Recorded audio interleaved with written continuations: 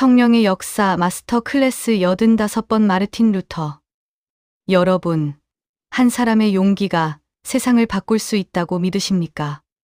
거대한 로마 교황청이라는 철옹성을 향해 홀로 망치를 들고 나선 한 수도사가 있었습니다. 오늘 우리가 만날 인물은 종교개혁의 거인 마르틴 루터입니다. 그는 단순히 교회의 잘못을 지적한 학자가 아니었습니다.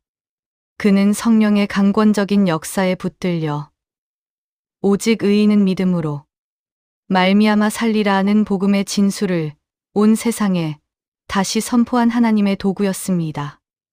유럽의 어둠을 걷어내고 현대 세계의 문을 열었던 성령의 폭풍. 마르틴 루터의 장엄한 여정 속으로 여러분을 초대합니다. 방금 말씀드린 것처럼 루터의 개혁은 인간의 계획이 아닌 성령의 갑작스러운 간섭으로 시작되었습니다. 이제 그가 어떻게 평범한 법학도에서 불타는 영성의 수도사가 되었는지 그 운명적인 시작부터 아주 자세히 살펴보겠습니다. 서기 1483년 독일 아이슬레벤에서 태어난 루터는 아버지의 바람대로 유능한 법률가가 되기 위해 공부하던 촉망받는 청년이었습니다. 하지만 성령님은 그를 법정이 아닌 복음의 전각으로 부르셨습니다. 1505년의 어느 여름날 길을 가던 루터 곁으로 거대한 벼락이 떨어졌습니다. 죽음의 공포 앞에서 그는 비명을 질렀습니다. 성 안나여, 나를 도우소서. 제가 수도사가 되겠나이다. 이 사건은 단순한 사고가 아니라 루터의 영혼을 깨우는 성령의 천둥 소리였습니다. 그는 곧장 수도원에 들어갔지만 그곳에서 더 처절한 영적 전쟁을 치러야 했습니다.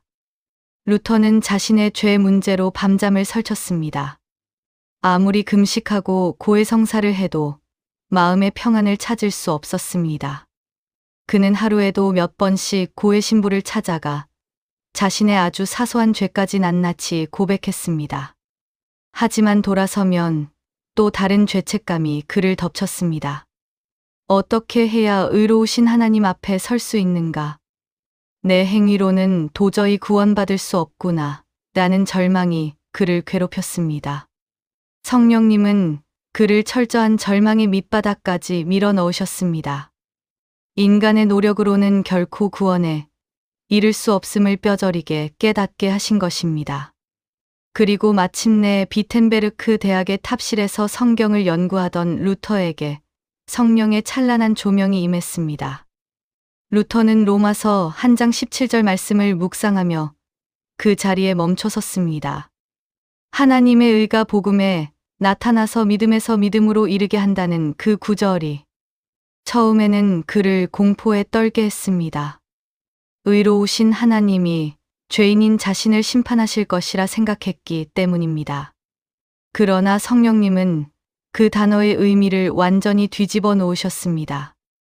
하나님의 의는 죄인을 벌하시는 칼이 아니라 믿는 자에게 거저 주시는 하나님의 선물이라는 사실을 깨닫게 하신 것입니다.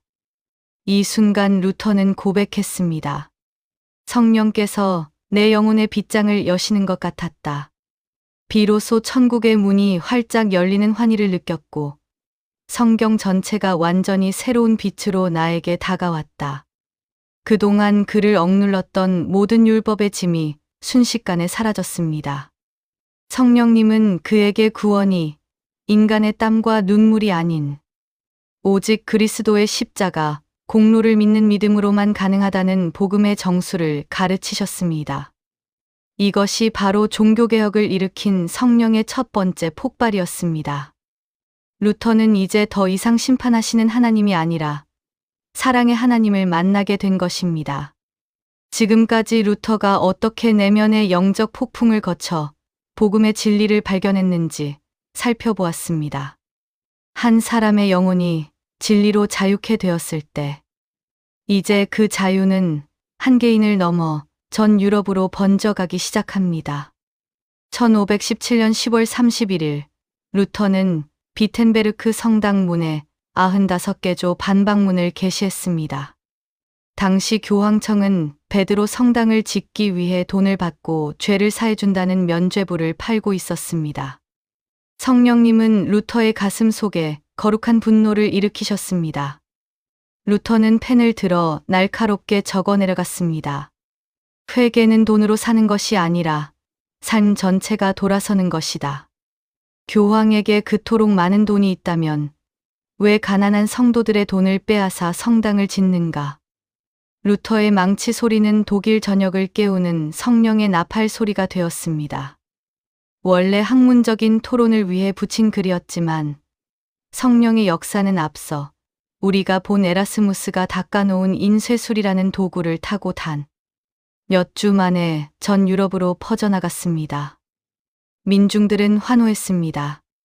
루터는 단순히 교황의 권위에 도전한 것이 아니라 성령의 검인 하나님의 말씀을 들고 성도들을 기만하는 어둠의 세력과 맞서 싸운 것입니다. 그는 설교단에서 외쳤습니다. 성경이 아니라고 말하면 온 세상이 그렇다고 해도 그것은 틀린 것이다. 성령님은 루터의 입술에 담대함을 주셨고 그의 설교는 잠자던 독일 민중들의 영혼에 불을 지폈습니다. 빛이 강해질수록 로마 교황청의 압박은 극에 달했습니다. 교황은 루터를 향해 파문 교서를 보냈습니다. 마침내 1521년 루터는 황제와 교황의 사절들이 모인 보름스 회의에 소환되었습니다. 이 장면은 루터의 생애에서 가장 긴장감 넘치는 성령의 역사 현장입니다. 수많은 군중이 루터의 이름을 연호하며 그를 응원했지만 정작 회의장 안에는 그를 죽이려는 시퍼런 권력의 칼날이 기다리고 있었습니다. 황제 샤를 5세 앞에서 루터는 자신의 책들이 쌓인 테이블 앞에 섰습니다. 재판관은 서슬 퍼런 목소리로 물었습니다. 이 모든 주장을 철회하겠는가? 루터는 잠시 침묵했습니다. 그 침묵은 두려움이 아니라 하나님을 향한 마지막 간구였습니다. 그리고 그는 성령의 충만함 가운데 역사의 길이 남을 대답을 내놓았습니다. 내가 성경의 증거와 명백한 이성에 의해 설득되지 않는 한 나는 아무것도 철회할 수 없으며 하지도 않겠습니다. 양심에 반해서 행동하는 것은 안전하지도 정직하지도 않기 때문입니다. 주여, 내가 여기 서 있나이다. 나를 도우소서. 이 장엄한 선언은 중세의 종말을 고하는 성령의 선포였습니다. 성령님은 루터를 통해 인간의 권위가 아닌 하나님의 말씀 권위가 이 땅의 최고 권위임을 확증하셨습니다. 회의장을 가득 메운 권력자들은 이름 없는 수도사의 이 당당함 앞에 압도당하고 말았습니다. 루터는 죽음의 공포를 이기고 성령이 주시는 하늘의 담대함으로 거대한 제국 앞에 홀로 섰던 것입니다. 회의를 마치고 돌아오는 길, 루터는 납치되어 바르트부르크 성에 은신하게 됩니다. 세상은 그가 죽은 줄 알았지만 성령님은 그곳에서 더 위대한 역사를 준비하고 계셨습니다. 루터는 그 고독한 성 안에서 외로운 싸움을 벌였습니다. 때로는 마귀가 나타나 그를 조롱하는 환청을 듣기도 했고, 자신의 개혁이 교회를 분열시킨 것이 아닌가 하는 깊은 회의감에 시달리기도 했습니다. 하지만 성령님은 그때마다 그를 말씀의 깊은 바다로 이끄셨습니다. 그는 결단했습니다. 사제들만 독점하던 성경을 모든 민중의 손에 들려주기로 말입니다. 루터는 헬라어 원어 성경을 펴놓고 단 11주 만에 신약 성경 전체를 독일어로 번역하는 기적 같은 집중력을 발휘했습니다. 그는 단순히 단어를 옮긴 것이 아니라 성령의 감동을 독일 민중들의 가슴으로 전달하기 위해 애썼습니다. 어머니가 주방에서 아이에게 하는 말로, 시장에서 장사꾼들이 나누는 생생한 언어로 하나님의 말씀을 읽게 해야 한다. 성령님은 루터의 펜 끝에 기름을 부으셨고 마침내 독일어 성경이 완성되었습니다. 이 성경은 단순한 책이 아니라 독일 민족의 언어를 통일하고 민중들의 눈을 뜨게 만든 성령의 폭탄이 되었습니다. 성경이 민중의 손에 들려지자 거짓 가르침은 힘을 잃었고 진정한 영적 부흥이 유럽 전역을 휩쓸기 시작했습니다.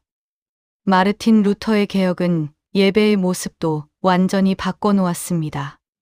그는 성도들이 예배의 구경꾼이 아니라 직접 참여하는 예배자가 되길 원했습니다.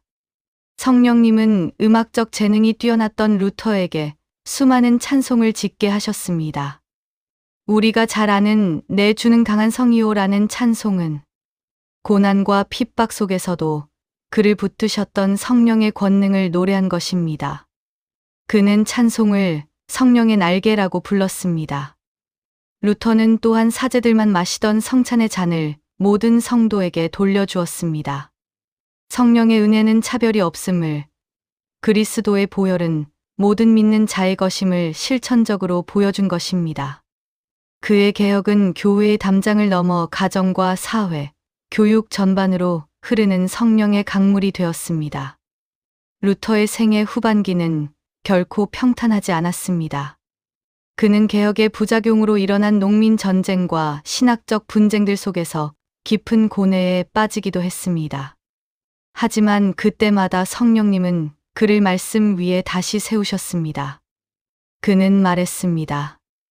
나는 잠을 자고 맥주를 마셨을 뿐이다. 일은 하나님의 말씀이 다 하셨다. 이 고백은 루터가 얼마나 철저하게 성령의 주권을 인정했는지를 보여줍니다. 그는 자신이 대단한 일을 한 것이 아니라 오직 성령의 도구가 되어 쓰임받았음을 평생의 고백으로 삼았습니다. 1546년 자신이 태어난 아이슬레벤에서 마지막 숨을 거두며 기도했습니다. 나의 영혼을 당신의 손에 부탁하나이다. 당신은 나를 구원하셨나이다. 오 신실하신 하나님이여. 마르틴 루터는 오늘 소음 가득한 세상을 살아가는 우리에게 강력한 질문을 던집니다. 당신의 신앙은 어디에 서 있습니까? 사람의 전통입니까? 아니면 변하지 않는 하나님의 말씀입니까? 성령님은 단순히 우리를 위로하는 분이 아니라 진리를 위해 세상의 거대한 흐름에 거슬러 설 수 있는 용기를 주시는 분입니다. 루터가 보름스 회의장에서 외쳤던 그 당당함이 오늘 우리들의 삶 속에서도 회복되어야 합니다. 복음은 타협하는 것이 아니라 믿음으로 선포하는 것입니다. 성령님은 오직 말씀의 진리 위에 서 있는 자를 통해 지금도 세상을 변화시키십니다. 우리가 말씀 앞에 바로 서면 성령님은 우리를 통해 시대를 깨우는 망치 소리를 내게 하실 것입니다. 사랑하는 성도 여러분, 오늘 마르틴 루터의 뜨거운 생애를 통해 여러분의 믿음을 다시 한번 점검해 보시길 바랍니다. 세상의 가치관과 타협하고 싶을 때, 믿음으로 사는 것이 어리석어 보일 때, 오직 의인은 믿음으로 살리라고 외쳤던 루터의 확신을 기억하십시오. 성령님은 오늘 여러분에게도 그 동일한 복음의 권능과 평강을 부어주길 원하십니다. 여러분의 평범한 일상이 단순히 세상을 따라가는 것이 아니라 복음의 능력을 나타내는 성령의 통로가 되기를 간절히 소망합니다. 하나님은 말씀 앞에 정직하게 반응하는 한 사람을 통해 어두운 시대를 깨우십니다.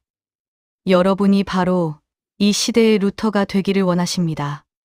고난이 오고 핍박이 있어도 하나님의 말씀이라는 반석 위에 굳게 서십시오. 주님은 여러분의 믿음을 반드시 기억하시고 승리의 개가를 부르게 하실 것입니다. 루터가 발견했던 그 찬란한 은혜의 빛이 오늘 여러분의 심령 속에 가득하기를 기도합니다. 이 영상이 여러분의 영혼에 개혁의 불꽃을 지폈다면 구독과 좋아요로 이 복음의 소리를 세상에 전하는 사역에 함께해 주시길 부탁드립니다. 여러분의 작은 참여가 잠든 영혼들을 깨우는 성령의 망치 소리가 될 것입니다. 시청해 주셔서 감사합니다. 주님의 평강과 말씀의 능력이 여러분의 삶에 늘 충만하시길 간절히 기도합니다.